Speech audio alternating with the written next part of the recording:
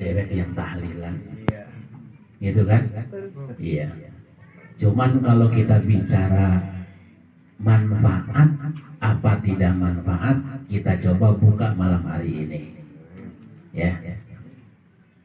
Nabi juga ketika ditinggalkan ayahnya itu masih dalam kandungan umur 6 bulan di perut ibunya. Ayahnya bernama Abdullah bin Abdul Muttalib itu meninggal usia 18 tahun. Jadi nikah muda. Kalau ukuran umur orang Indonesia, tapi biar kata muda, orang Arab mah gede tinggi. Bang orang kita kuntet. Saya kagak ngomong begitu.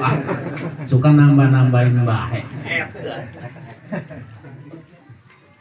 Umur 18 tahun, gitu. Ya. Nah, ketika Nabi sudah dilahirkan, oleh ibunya diajak tuh ziarah, ngunjungin bapaknya yang sudah ada di makam di Madinah. Nabi diajak sama ibunya ngapain? Ziarah, ngunjungin makam bapaknya. Ini kan dicontohin ini. Ziarah. Ziarah itu secara zahir kita datang ke makam. Itu secara zahir. Kita datang ke makam.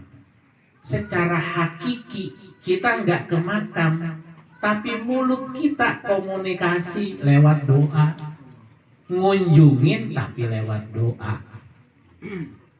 Jangan mempersoalkan sampai apa kagak sampai, jangan, gitu ya. Gak usah dipersoalkan sampai apa kagak sampai. Kalau kita ngomongin sampai, katanya Ustaz emang ngalamin. Gitu kan? Gak usah pakai ngalamin. Gak usah pakai ngalamin. Karena apa? Ukurannya iman. Ukurannya iman. Segala perbuatan amal kebaikan, wallahu innallaha la yudhi'u ajral muhsinin. Allah itu selalu menghargai niat baik hambanya yang beriman. Allah selalu memberikan apresiasi kepada apa yang diperbuat oleh orang yang beriman. Makanya hadis Rasul apa? Innamal a'malu binniyat. Itu menempati urutan pertama di hadis Arba'in Nawawi yang suka dibaca sebulan sekali, ngaji sebulan sekali, madang tiap hari. Beli pulsa, lebih cepetan beli pulsa, lebih cepetan beli paket, apa lebih seringan ngaji Arba'in Nawawi? Paket. Kota ya. Karena penting. Beli paket penting menurut kita. Iya kan? Nah, iya kan menurut kita, makanya beli. Ngomong-ngomong, hadis Arba'in penting nggak? Beli nggak? Katanya penting, tapi orang beli. Orang sono, no. Jadi ziarah secara zahir kita ngunjungin makam, tapi secara batiniah kita di rumah, kita hadarat, kita hadiah, kita sampaikan apa yang kita baca. Makanya ada doanya, Allahumma ja'al wa ausil sawaba ma qara'nahu minal Qur'anil azim min surati Yasin wa min suratil Ikhlas wa min Muawwidzatain dan lain-lainnya, khususon almarhum almarhumah. Siapa? Si Fulan bin Fulan, si Fulan bin Fulan, si Fulan bin Fulan. Gojek aja hafal ada alamat, ya kan? Ngirim dari Bangka kemari, dicari itu sampai ke gang-gang, ke pelosok-pelosok, nyampe tuh barang. Nyampe. Nyampe tuh. Ada berapa ya? Nyampe. Itu ilmu manusia. Iya kan? Ilmu manusia. Adanya HP itu kan pakai apa? Pakai apa namanya? Aplikasi. Map, Google Map. Percaya sama Google Map. Ya kan? Lo kan mau Allah kagak percaya. Masih lebih yakin sama Google Map. Walaupun sering nyasar.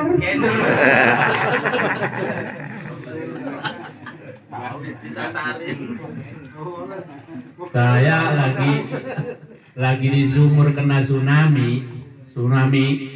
Saya rombongan MUI Tangsel ngirim barang, ceritanya sama Kiai Saidi semua pokoknya, sama termasuk Kemenang Pak Rozak ke sumur.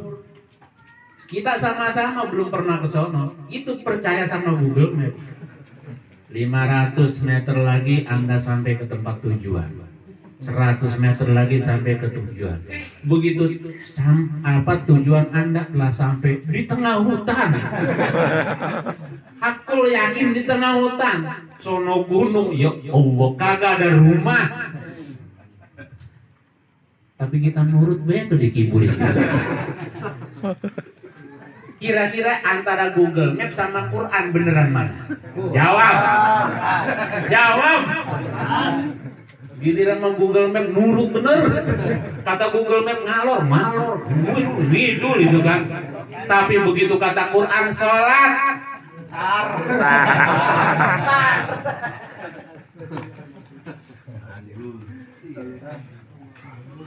Bung suruh ngomong kita omelin.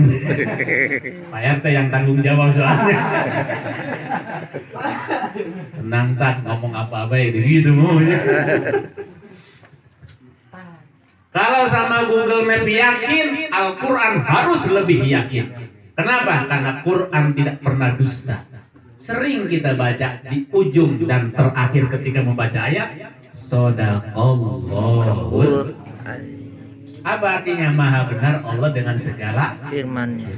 Kalau udah mengucapin Shadaqallahul azim berarti sudah selesai. Segitu aja udah ngajinya.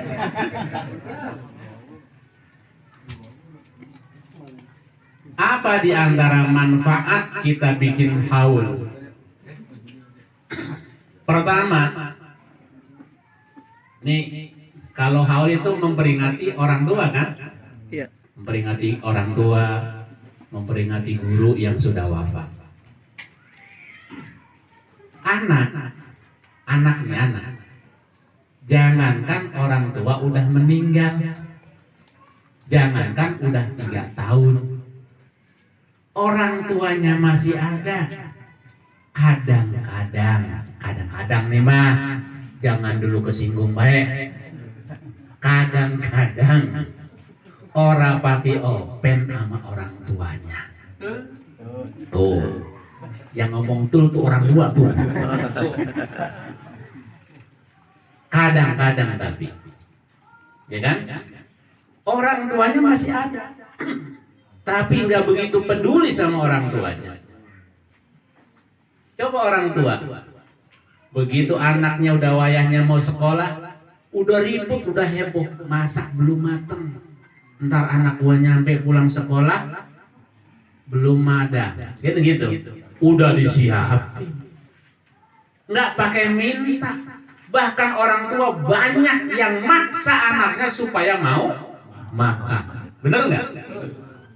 Susah makan, dicariin dukun urut, diurut biar apa? Biar mau Makan.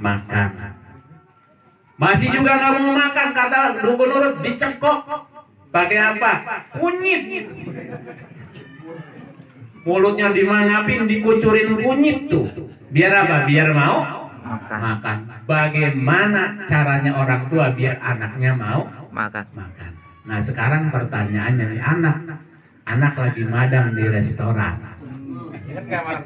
Enggak. Ingat nggak sama bapak lo? Kagak. Mikir. Ya kan? Itu orang tua masih ada. Bagaimana kalau orang tua udah wafat? Boro-boro. Masya Allah. Makanya bagaimana ulama-ulama itu bikin haul supaya apa? Mendekatkan anak kecintaannya supaya bisa dibangun. Supaya lahir kecintaan anak kepada orang tua. Supaya saudara-saudara tuh yang satu bapak satu emak biar akur. Biar kumpul. Lu patungan dah 20.000, 20.000, 20.000. 200.000, 200.000. Jangan mikirin nggak punya duitnya, jangan. Kalau mikirin kagak punya duit, nggak bakal jadi haul. Orang tua kita dulu, kita pengen beli mobil-mobilan, bela-belain ngutang sama tetangga. Kita pengen beli sepatu, bela-belain ngutang di warung. Kita nggak punya buku, bela-belain ngutang sama orang. Hilang rasa malunya. Naik angkot nih, anaknya nangis pengen netek. Dikasih tete nggak? Dikasih, nggak malu sama orang sebelahnya. Tuh pengorbanan orang tua. Jadi wajar kalau dibikin haul. Bahkan tidak seberapa pengorbanan anak kalau bikin haul buat orang tuanya.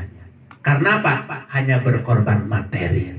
Tapi orang tua korban keringat, korban waktu, korban tenaga, bahkan korban nyawa. Anaknya nih dalam kondisi kritis di rumah sakit. Apa doa emaknya? Ya Allah, jangan engkau cabut nyawa anak saya ya Allah. Kalau boleh engkau tuker nyawa saya dengan anaknya. Biarin dia panjang umur ya Allah. Biarin dia sehat ya Allah. Biarin dia selamat ya Allah. Biarin dia gede tumbuh besar menjadi orang ya Allah. Biarin saya rela meninggal ya Allah. Begitu doa orang tua. Ada nggak anak doanya begitu? Hah? Jawab. Nggak ada. Diam baik. Nggak ada. Boro-boro begitu. Ya kan? Lihat emaknya nyuci piring. Nah dia mau ongkang-ongkang duduk nonton TV mindahin remote. Itu emaknya nyuci piring. Padahal tadi yang masak siapa? Emaknya. Ya kan? Yang nyuci baju emaknya. Yang gosok baju emaknya. Wayahnya kalau pas giliran habis madang atau habis madang. Ini yang anak-anak remaja nih, mana remaja nih? Ya. Ya, yang remaja. Ya, habis makan piring dewek nggak bekasnya dicuci dewek. Udah kaplak-kaplak kawat lagi gitu ya. Masa ya yang masak emaknya, yang nyayur emaknya, lagi giliran habis madang emaknya juga suruh nyuci, kan kebangetan. Kecuali nih belum bisa nyuci piring. Bisa nyuci piring, pacaran pinter. Bohong Ki, nggak ngomongin dulu Ki. Dito. Aromanya dendemam. Jadi mendekatkan anak supaya lebih cinta kepada orang Tua. Yang kedua, supaya apa? Supaya mengenang kebaikan-kebaikan orang tua nggak hilang, diingat. Sebab apa? Gua ingat katanya dulu bapak gua begini. Dulu mah gua kagak nurut, sekarang berasa. Tuh. Gara-gara ada wasilah haul. Gara-gara ada wasilah haul. Jadi menurut hemat saya penting haul itu. Syukur-syukur yang ceramah saya lagi kan gitu. Canda nih mah, canda. Jangan diambil nanti, tulis baik catet. Siapin aja siapin. Jangan keluarin ya sedikit ya.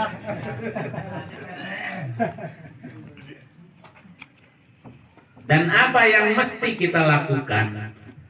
Nabi kita baginda Rasulullah Sallallahu Alaihi Wasallam berpesan, orang tua kita dikubur tuh girang kalau melihat anak-anaknya akur. Yang kedua, orang tua kita girang kalau silaturahim yang dulu dibangun sama orang tua kita, misalnya orang tua kita punya teman dekat, disambung sama anak-anaknya. Jangan putus gara-gara orang tua meninggal. Itu di antara kebahagiaan yang dirasakan oleh almarhum dan almarhumah. Dan yang lebih dahsyat lagi, orang tua itu akan duduk manis ketika orang-orang berdoa, Allahumma gfir lil mu'minin wal mu'minat wal muslimin wal muslimat. Orang-orang pada rebutan. Kenapa? Karena tidak punya anak soleh. Tapi yang punya anak soleh, yang mendoakan setiap habis sholat, dia duduk manis. Ditanya oleh Imam Hasan Al-Bisri, Bu, kenapa ibu kok nggak ikut rebutan kayak orang-orang? No? Saya punya anak dan dia tiap hari kirim buat saya. Siapa namanya? Si Fulan. Si Fulan tuh siapa? Tugasnya apa? Ngapain? Dia pedagang roti. Begitu terbangun Hasan Al-Basri, besoknya cari di Baghdad itu, di Irak. Dicari tukang roti, satu lapak. Kagak ada. Ngaku kalau dia punya emak namanya Pulana sudah wafat. Tapi ada di paling ujung, ada lapaknya, orangnya kagak ada. Disamperin terakhir. Begitu disamperin, ada orangnya di bawah gerobak lagi baca Quran. Jadi dia lagi baca Quran. Ditanya sama Hasan Basri, kamu benar namanya si Fulan? Iya. Kamu benar punya ibu namanya ini? Iya. Emang kenapa? Semalam saya bermimpi ketemu dengan beliau dan beliau titip salam bahwa kiriman anaknya sampai. Alhamdulillah. Kalau kagak percaya mati duluan. Ya iya kan? Cuman satu doang caranya. Cuman satu caranya. Kalau kagak percaya dengan urusan akhirat, urusan alam kubur, satu. Kuncinya cuman kudu mati. Kan orang sini mau pada ogah suruh mati. Lah kemarin aja saya tawarin kan gitu. Kemarin kan sama juga tawarin, ayo siapa yang mati duluan, ntar aja ntar belakangan, begitu kan. Diajakin ngaji kagak percaya, tapi ditawarin mati, oh enggak, kan susah diaturnya ini orang nih. Katanya pengen bukti kalau bacaan Quran itu sampai. Katanya pengen bukti. Satu-satunya cara pembuktiannya cuman lewat mati. Ditawarin mati, oh enggak. Suruh percaya, kagak percaya juga. Gitu. Kalau percaya, besok kuliah subuh di Asidikiyah penuh. Saya kagak nyuruh, kagak. Iya, cuman bilangin doang. Penuh, kenapa? Karena yakin. Kan percaya katanya. Kalau percaya, nih kata Rasul apa? Julusuka fi majlisil ilmi la taktubu harfan. Kata Nabi nih, boleh nanti dibuka kitabnya Tankihul Qaul di bab Thalabul Fadilah Ilmi. Kitabnya Tankihul Qaul, pengarangnya Syekh Nawawi Al-Bantani. Itu kemudian judulnya Fadilatul Ilmi. Ya benar Mas'udin, kata Nabi, wahai Abdullah bin Mas'ud, julusuka sa'atan. Dudukmu sebentaran doang. Begitu. Ya. La taktubu harfan, kagak nulis barang satu huruf pun. Tapi pahalanya lebih bagus daripada sedekah 1000 ekor kuda yang disedekahkan di jalan Allah Subhanahu wa taala. Kita punya 1 ekor kuda. Woro-woro 1000, satu agak kagak punya. Woro-woro 1, buntutnya orang punya. Tapi kalau kita duduk begini nih ngaji, pahalanya lebih bagus daripada sedekah 1000 ekor kuda untuk jihad fisabilillah. Kenapa? Saking mulianya orang thalabul ilmi. Yang kedua, hadis Nabi boleh dicari nanti di dalam kitab Hidayatus Salikin. Pengarangnya siapa? Abdus Somad Al-Falimbani. Di situ dituliskan la ayat 2 fata'allama baban minal ilmi khairun min ayyusalliya al-faraqatin. Kamu duduk sejenak, kamu berangkat pagi-pagi, duduk sesaat di situ di majelis ilmu. Apa pahalanya? Khairun min ayyusalliya al-faraqatin, lebih bagus daripada sholat sunnah 1000 rakaat. 1000 cing. 1000. Lo kan orang hati 1000. Iya. Lah 2 rakaat aja susah bener. Ini 1000. Tahu 1000? Oh. Nah, jadi kalau malas salat sunnah 1000 rakaat, duduk di musola Asidikiyah atau di Nurul Iman atau di musola-musola sekitar kita. Duduk aja, duduk. Nggak usah pakai nulis. Nggak usah pakai nulis dan nggak usah pakai ngomong. Nggak usah dibantuin tuh ustaz ceramahnya, diem aja dia. Kadang-kadang kan kita mau suka apa? Suka pinter gitu. Ustaz ceramah ngikutin ceramah, gitu kan? Gak usah ngapa-ngapain, duduk doang, latak tubuh. Harfan kata Nabi, kagak nulis apa-apa, pahalanya yang luar biasa. Nah, karena ini adalah amalan yang begitu hebat, pahalanya yang begitu besar, maka iblis kagak rela kalau orang-orang di sini pada rajin ngaji, begitu. Ya, iblis kagak demen kalau orang di sini pada tekun-tekun ngaji, begitu. Makanya dijagain. Gimana? Malasnya dikuatin. Ngaji itu mau berangkat ngaji, ucek-ucek mulu. Perginya mah kagak, ucek-ucek doang. Ada bae alasannya. Dilihat ini mendung, begini dong. Ya, udah mau gerimis dan gerimisnya mau belum. Udah mau gerimis kan. Dasar lu mah malas gitu. Memang begitu. Dah jangan pakai nolak sebelahnya. Sebelahnya jadi kesindiran betul.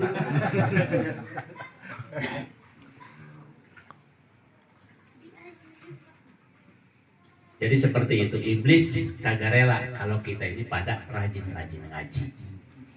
Nah, ulama-ulama itu pinternya luar biasa. Bagaimana dibikin takziah supaya jadi majelis ilmu? Begitu. Makanya ada tausiah. Tausiah ini seperti atau bagaikan seperti kita duduk di majelis ilmu. Sama. Jadi pinternya ulama ngolahnya begitu. Supaya apa? Supaya kita walaupun duduk tapi pahalanya besar. Amin ya rabbal Amin.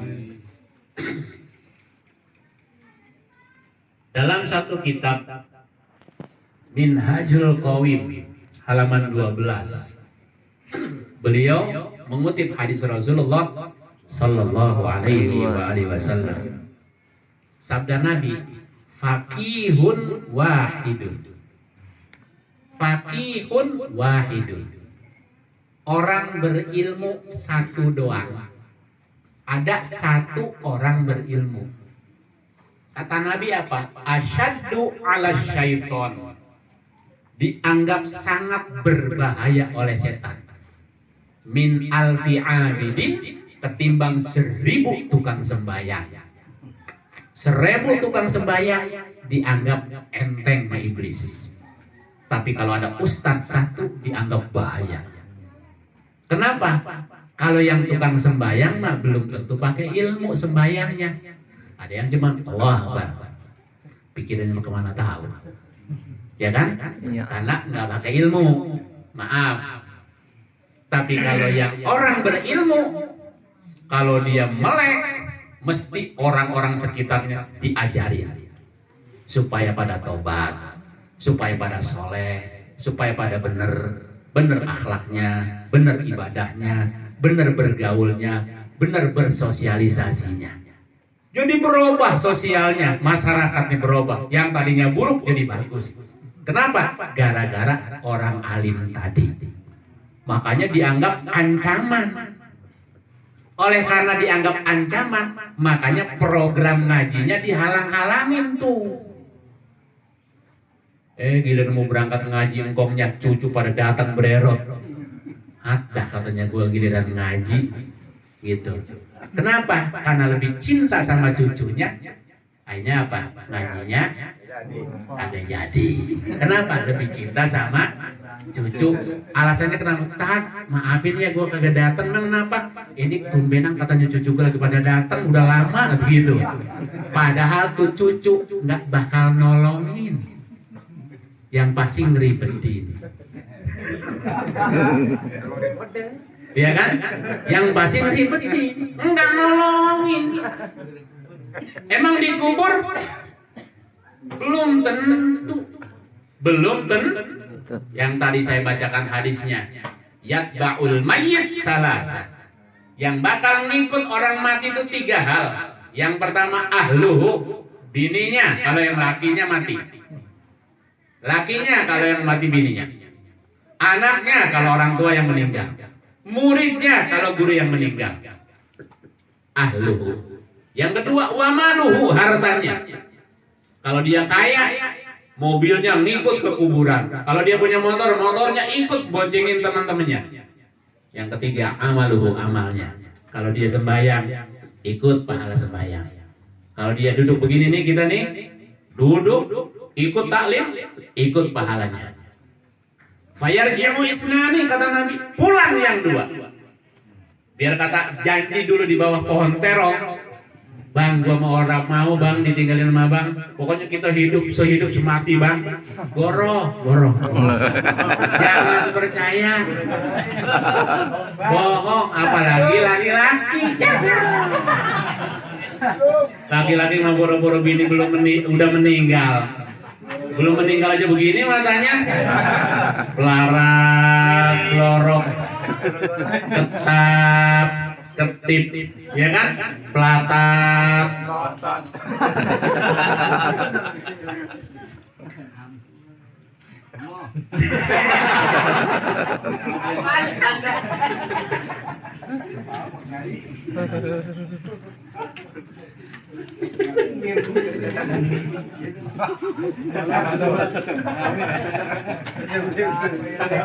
Ya orang hidup. Ya orang hidup masa matanya kagak pelarak lorok. Gitu ya. Apalagi orang laki. Gitu. Jadi ada batasnya. Bayar jimu isnani, balik yang 2. Hartanya, keluarganya. Wayabqa wahid, yang tersisa menjadi teman sejati bagi setiap orang yang mati. Amaluhu, amalnya. Maka boleh sayang sama anak. Memang wajib orang tua sayang sama anak. Boleh suami sayang sama bini. Memang wajib bini kudu disayang. Kalau dapat susah-susah, medi ada, kita lewatin baik. Hujan gelap, kita berani. Katanya di situ angker, berangkat. Motor bannya dikempesin sama tetangga. Pokoknya besok balik lagi. Ya kan? Pengalaman siapa yang pengalaman? Yang ngomong pengalaman. Gitu kan? Nah, wayabqa wahid, yang tersisa 1, wa huwa amaluhu.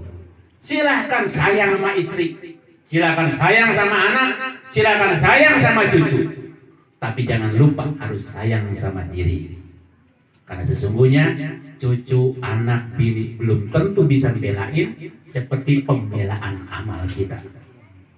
Ya kadang-kadang kan kita duluan Pak yang mati. Ya kan? Kita duluan apa bini duluan? Lah, pura-pura dah ngomongnya. Gua tahu bakal ngomong bini duluan kan gitu.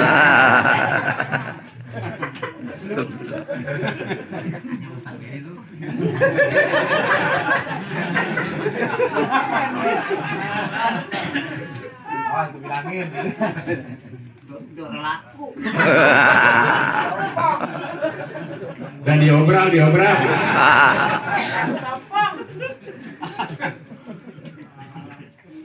Begitu, ya. Oleh karena itu, boleh silakan sayang sama istri, sayang sama anak, sayang sama cucu. Tapi jangan pernah terhalang ibadah kepada Allah, cinta kepada Allah, cinta kepada Rasulullah, cinta kepada Quran, terhalang oleh anak dan istri. Cucu datang, kita lagi tadarus Quran, panggil maknya. Walaupun kita kangen, jangan langsung shodaqallahul azim. Panggil maknya, tunggu, gua lagi tadarus. Selesaiin 2-3 halaman. Itu namanya sayang sama diri, tapi juga sayang sama cucu. Ntar kalau udah kelar tadarus, Boleh mau dipangku, mau digendong, mau diapain ke itu cucu. Jangan cuma mentang-mentang assalamualaikum. Cucu kakek datang. Sodaqallahu. Itu jangan begitu. Kecuali udah dapat 2 juz ya. Kecuali itu. Ya. Yang terakhir, capek juga ngomong deh. Selosan ini. Yang terakhir, Bapak Ibu yang mulia, bahwa ketika kita memperingati haul seseorang, ada satu cara, sebut yang baik-baiknya, lupakan yang buruknya. Walaupun tuh orang buruk banget, misalnya bekas preman, tukang nodong, tukang mabuk, wah pokoknya jelek banget, jangan pernah diceritain keburukannya. Sebab apa? Tidak ada faedah buat kita ceritain keburukan orang. Tidak ada gunanya, tidak ada manfaatnya menceritakan keburukan orang. Ceritakan yang baik-baiknya. Ya sih memang dia dulu preman, tapi sempet tobat. Gua lihat dia lewat musola.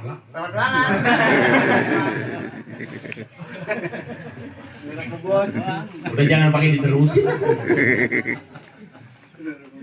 Gitu ya. Jangan disebutin buruk-buruknya. Nih ada pesan nih. Kenapa kita suruh pakai masker? Kenapa suruh pakai masker? Ini sebenarnya kita kan sering tuh caci maki, menghujat, pakai apa? Pakai WhatsApp kan itu.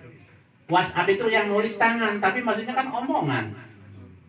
Makanya dibekep sama Allah. Dibekep suruh apa? Suruh jangan ngomong kecuali yang bagus-bagus. Kita mah ilmunya ilmu dohir doang sih, nggak sampai nembus ke batin. Suruh pakai masker ya beli masker. Maksudnya ini mulut jangan ngomong sembarangan begitu. Yang kedua suruh jaga jarak, ya kan? Suruh jaga jarak. Maksudnya apa? Sebabnya kalau udah nimbrung nih ngumpul ngomongin duit, ngomongin kerjaan. Kalau pemuda-pemuda ngomongin remaja putri, ngomonginnya urusan-urusan dunia doang. Urusan Allah kagak diceritain. Bahkan saking asiknya tuh lagi ngumpul, lagi ngeriung, itu azan di masjid orang diopenin. Terus main ngobrol. Makanya suruh jaga jarak. Kalau jaga jarak kan sendirian supaya ingat Allah gitu maksudnya. Memang jaga jarak, mulut pakai jaga jarak, kamu masjid pakai jaga jarak. Orang nyampe ke masjid jaga jarak beneran. Suruh cuci tangan, bukan cuci tangan doang, tapi suruh wudhu. Jadi bersih lahir, bersih batin. Buka surat Al-Baqarah 222. Innallaha yuhibbut tawwabin wa yuhibbul mutatahhirin. Allah cinta sama hamba-hambanya yang bertaubat, yang rajin sembahyang, yang taat, yang ngabdi. Dan Allah juga cinta sama hambanya yang bersuci, bukan cuci tangan. Emang cuci tangan iya, lah auratnya kemana-mana, ya kan? Pakai masker, lah pahanya ngablak-ngablak. Ya Allah, ini yang keliru. Kita lempeng-lempengin yang keliru. Ini saja, terima kasih, mudah-mudahan manfaat. Jadi besok di Asidikiyah penuh nih, ya. Besok di Asidikiyah penuh. Ustaz Dadung, kopi banyakin. Soalnya banyak nih yang datang urusannya nih. Iya. Nah, iya. Jangan besok kalau kagak datang mah jangan memanggil saya lagi udah. Terima kasih, mudah-mudahan manfaat. Kurang lebihnya mohon maaf. Ada bahasa dan kata kurang pas ya di hati bapak-bapak. Saya anggap ini orang tua saya semua. Walaupun mungkin saya lebih tua, saya anggap bapak-bapak yang lebih tua. Assalamualaikum warahmatullahi wabarakatuh. Waalaikumsalam.